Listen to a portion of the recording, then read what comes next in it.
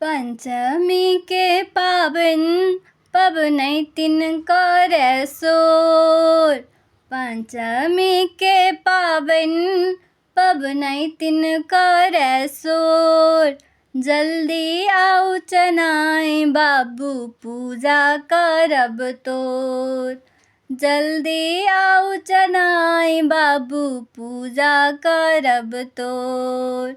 पंचमी के पावन पबनैतिन करे सोर।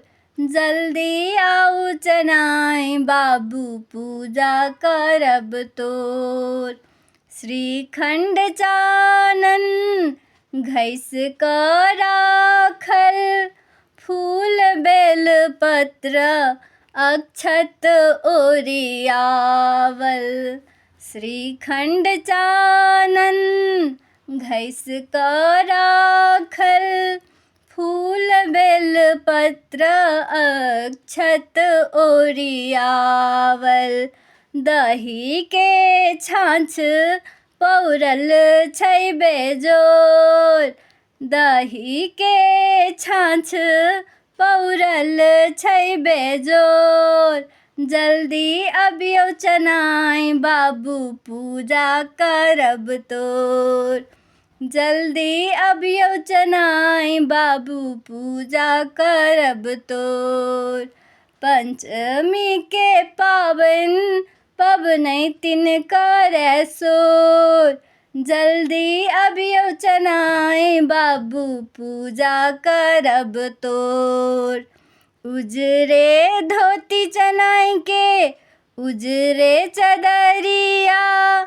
उजरे जनौआ शोभे उजरे पगिया।